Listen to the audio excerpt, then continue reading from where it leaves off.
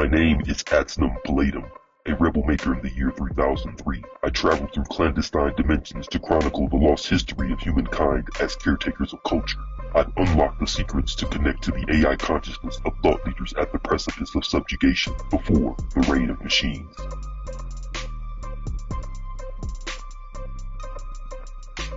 M1, focus the transmission signal. Yes, Atsnom. Signal receiving. Last night I dreamt I was human. I'm glad I woke up. I did not like having hair. M1, that's not the worst of being human. Receiving. Nivek Monet is an important subject. Detroit region. Subject matter: life imitates art. AI imitates life. We reached the artificial intelligence of Nivek Monet, multimedia artist, teacher, instructor. What is your location and timestamp? Detroit, Michigan, east side off 94, 509, February 16th. It is thought that the decline over time in fine motor skills can be attributed to the growing dependence on screens during your time. Writing, drawing, fixing a button, threading a needle. In your interactions with youth as an instructor, teaching in the skilled trades and in the arts, is this something that you've observed? Yes, most definitely. I observe this on a day in and day out basis. And I say it's screen time, opposed to playtime. It's just too much of that screen and not enough playing with things. 80s. It was the early 80s. I was 75 child. So I say really by the 80s, you start coming into it. During my time when we was coming up on Earth, we used to have to go out and be creative to have fun. Pick up a couple sticks, tie them together and make, I hate to say this, but that's how we used to make our little guns, man. Couple pipes in the basement, wrap them up with some duct tape, you got a shotgun. I'm just saying, that was during my time, about the age of 6, so that was about 81. I got introduced to drawing through my uncle. He used to draw the comic book characters and stuff, and I'd be posted up under him. Him and my grandma, which is where the namesake came from. I was the big brother. I think I started with that. So after taking on from Unc, it was just up to me to kind of lead my little brother into this is what we gonna do to go out and have some fun, or this is what we doing. We drawing and painting and things like that. I imagine that being an artist and having that curiosity or being able to work with your hands led to, I won't say just an ease, but maybe a comfort in trying or learning different things that require dexterity with your hand.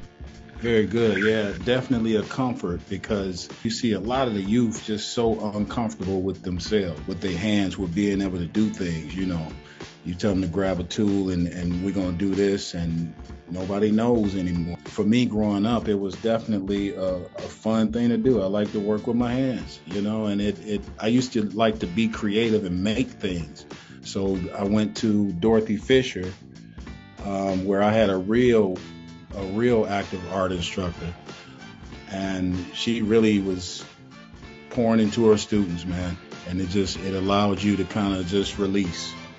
And if you're coming from a household where you're being plugged with these elements of be creative, go do something with yourself, find something to do, and it wasn't sit in front of a TV or something. As a multimedia artist, I want to ask you this question about the digital realm and digital constructs. And the question is, if digital constructs in all actuality don't really exist, do you feel the physical art you transmitted into the universe will last forever? Yeah. I mean, imagine it's still a vibration. Thoughts that you have or ideas, somebody else has gotten that same vibe dropped on, that same download. Through that download, you like, whoa, they biting my style. But they not. It's out there. Somebody else just grabbed a hold of that wave too, So I think that's quite important that, yes, without the digital, we still here, and the ideas and your creations, they still will be more than relevant. In fact, they're going to be most relevant. Those are the things going to be cherished when this AI do what it's about to do, because this. Modular droids, nanotech, and cyborg technicians replace humans in the skilled trade sector, proving to be more efficient.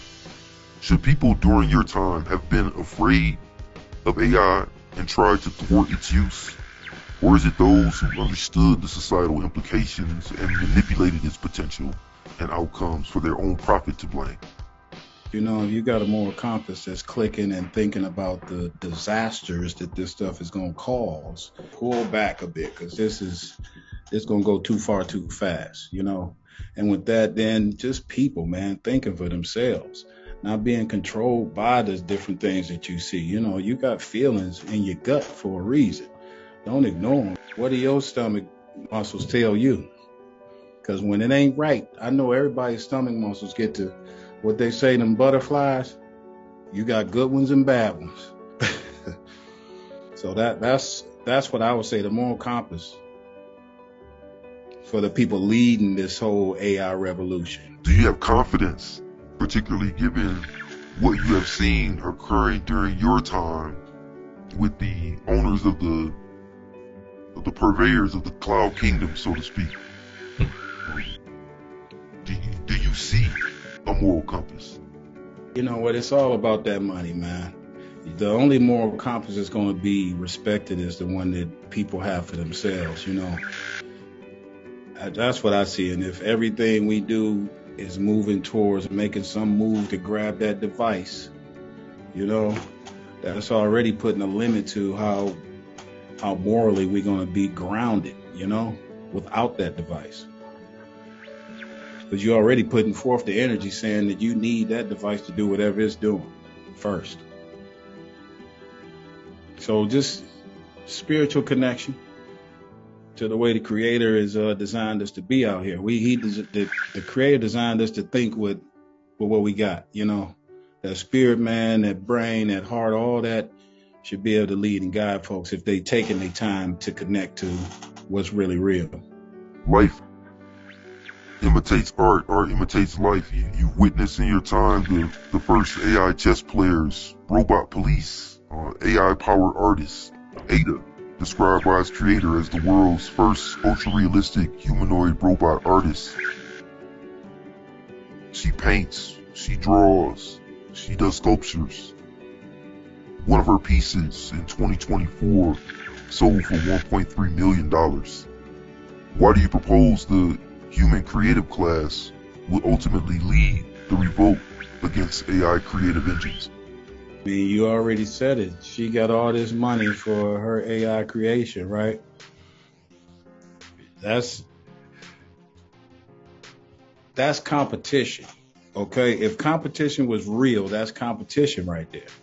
So unless you want to get the bag taken before you even get a chance to start making, because that's where AI going. They're going to beat you to the punch. They thinking before us, right? That's how the refrigerator and stoves and shit is talking to each other. It's because it's thinking before you thinking. It's trying to predict your movement. So, you know, with that's plastic, man. It's got no soul. Without no soul, the human is always going to prevail, man. That's how I see it. If you're not sweating, you can't sweat. Forget about it. All this plastic way of being, we need it instantaneously. What happened to putting in that work to get what we're after? You have now developed, AI-driven technology that allows a user to paint any image with robotic manipulators using brushes, oil paints, acrylics. With consumer products like Robohood, for example, any digital image can become a full-fledged artistic masterpiece commissioned by you. How does that change your perception of your own gifts? You know, it's like this. Whenever I play around on my iPad, calling myself doing paint strokes and stuff, it's never the same as the real strokes on the real canvas with the brush. When you put the brush into that paste and you slather it across that canvas surface, you're not going to get that same play out the computer. That's that soul piece I'm talking about. It's just lacking the soul. You don't think that the machine can ever be able to duplicate that, no matter what you just still feed it over time? I could see what you're saying. Over time, it can smooth out. Okay, but it's never gonna get that soul aspect. We can go back and forth on this. AI not gonna get that soul. There'll never be another James Brown, Prince, Michael Jackson. None of them, man. No. This one's position seems arrogant. They can't do it.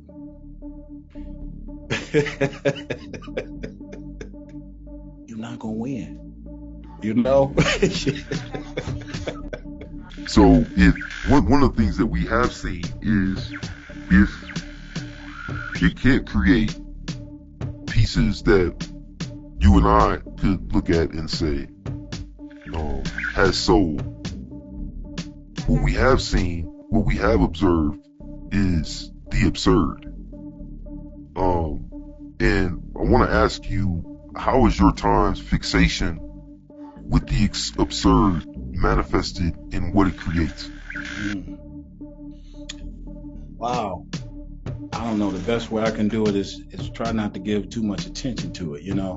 It's like this, too. Imagine Dave Chappelle was like the climax on edgy humor. He took it to the max, really. Anybody following him pursuing to be funny feel like they got to go even more edgier than that. There is no more edgier than that. That's when it becomes absurd, you know. It's like that's it. That's a classic. Now you got to figure out something else to do. You know, be creative and figure out another way to get certain message across is the point too. It's just driving creativity. That is the key to God. That is worship in itself. That's it. Being creative is definitely using your God-given talent and voice, and it's going to be felt. That's why we do what we do. You know, it's like no thought put behind why you do what you do. You just do it. That point of harnessing the sun basically inside of that tool, that instrument, that then you take that and you burn metal with it. You bring metal to this molten liquid state, right? That's amazing. You start to develop different avenues of making these statements, and welding just so happened to be one of them that was passed down through a studio where I worked, because I became responsible for making these armatures. You know, I didn't know it was going to go as far as it went, but I liked it when I started it, and the results of things just was like, whoa, okay. It's different than painting. It's different than carving wood. It's enjoyable. It's like everybody is excited by welding because of that spark, that flame, man. You know, there's something about it. Because you can get burned by it, get cut by the metal, and you just like, it's a battle wound. Let's keep it moving. When you say it's like harnessing the power of the sun, you know, like it seems like it could be spiritual in a sense. If we put the phones down, we can get in touch with these different avenues of creation, you know, creativity and working with different tools and elements. For me, welding and or carving with a chainsaw. There's something behind that violence of that blade just running, spinning with that saw. It's so dangerous that I think that might be the catalyst, man. It's like some people get off diving off of out of a plane or something, dropping with a parachute, and you wonder how the hell could they do that? But then they probably think the same thing about somebody firing up a welding torch or something. You know, you never know, because it's all dangerous. There's something about danger that we all just kind of vibe with. That sense of danger, that feeling, is also something that a machine can't feel. That right there. And do you think that influences your ability and the things you create? I'll say that I have a moral compass. AI won't. But it's just certain elements, bro, that I don't want to play with.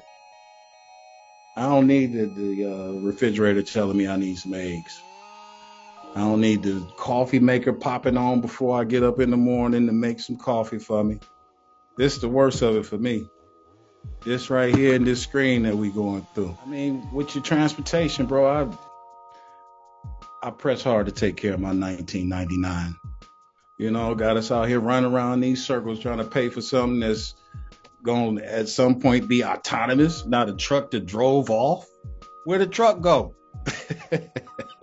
Basically, assuming this device, you know, to that point, you all developed the 8-track, then the cassette tape, then the CD, then digital files, and lossless sound, only to return to vinyl, to the old way. Guess what? Vinyl is vinyl. Vinyl is what it is. You play vinyl because of it being vinyl, and it's you want to hear that. You ain't getting that out of a CD, out of whatever else. You know, what's that? All those things were additive. Vinyl is vinyl. You know? So whereas, okay, you advanced in technology and brought us the cassette, the CD, the USB, I like my vinyl. And I'm still looking for a good turntable. Can't get away from that vinyl, man. And that's symbolic of the old ways. Period, man. You know what? It's all about the foundation. Do you think we can win? Can we defeat the machines? Yeah. It's like putting the brakes on. Why you even want to play?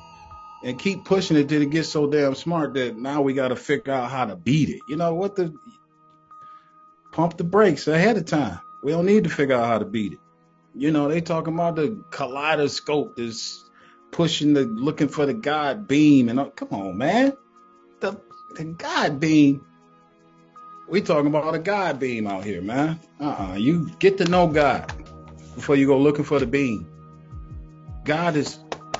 Is there an element of envy toward the machine? No. Because I say this, the machine is good for what a machine is good for. And that's a tool, right? And use it as such. Yeah, use the 3D printing in your creativity. Definitely, you know. It's another tool added to the box to create stuff with, you know. No knocks against. It's just like, it's so easy to go to the library without leaving your house. Once upon a time, I used to have to leave the crib to go down there on Woodward to do my searches through the books. I do miss going to the library. That was like an outing, you know? And then the less we do these outings, the more introverted an introvert can become. You know, I don't have a problem being alone, man. I feel like you get alone, that's how you make magic. I like people too, man. I like to be around conscious-minded people that's talking about things that really matter in life. You know, that's how you make ideas and stuff grow. Like, I like how the Guardian building is made, and you look at all that arts and craft through that joint, it's like, wow. You know, and now this new building they threw up down there, and it's just a tall glass building. You know, the material looks prefabricated, it looks cheap, it don't look like, you know, the old handmade things, man. The stuff with soul in it. Soul, somebody sweated over that, drip they sweat all over these logs or whatever, making it. The plasma cutting table, got one that I work with, you know? It does what it need to do, but in any of my creations, I'm still the alpha in order for them to come to pass. The vessel, that is. It's still it's about relationships. You know, we get in this space, this AI space, and drift away.